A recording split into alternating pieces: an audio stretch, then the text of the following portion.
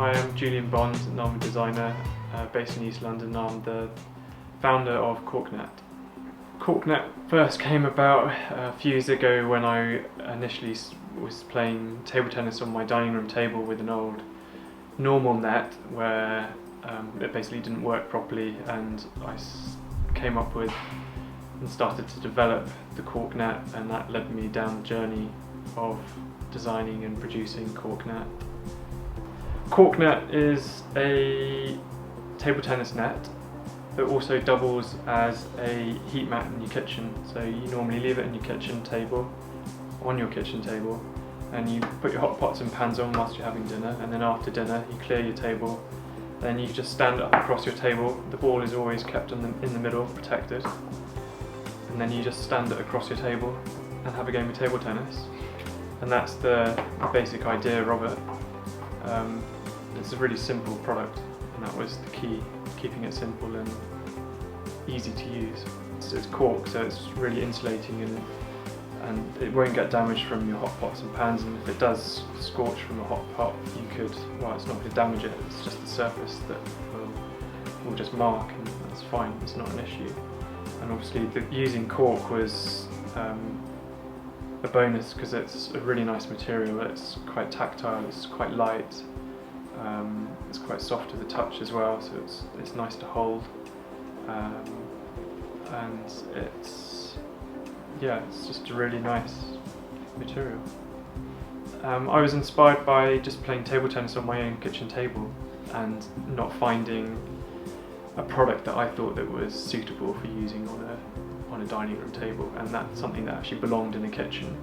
A lot of the products that I found were very plastic and not really anything that belongs in the kitchen. It was an accessory that you could put anywhere else, whereas Corknet was very much a type of material that you find in your kitchen, and something that actually looks at home in your kitchen as well, I feel.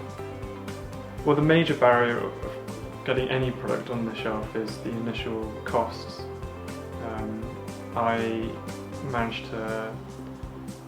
I have a few friends that were able to help me with creating the marketing, the videos that I used, and I then used that to launch it on Kickstarter, and that was how I managed to raise the initial funds to produce the first batch of Corknet.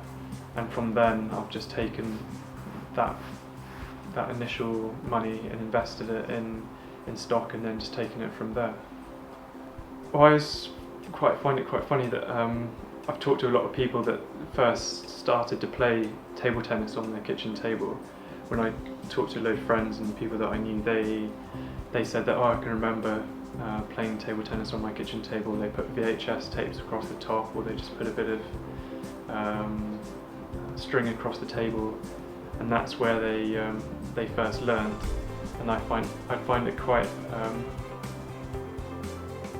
nice or funny if in a few years' time there was a British or an Olympic champion or something that had first learned to play table tennis with one of my court nets. It's a bit of a far-fetched dream, but it would be quite a funny thing for somebody getting interviewed down the line, talking to a presenter when they ask, oh, when did you first play table tennis? And they say, oh, I learnt on my kitchen table with this cork thing that my parents had, which would be quite a nice thing to be associated with. I remember that myself. It's still growing. There's more stockists taking it up, so I'm reaching more people. Hopefully it will be going into more and more shops, more and more people's kitchens. Yeah, I don't know. We'll see where it goes. I think it's in its second year of life, and it's still slowly getting bigger. So who knows?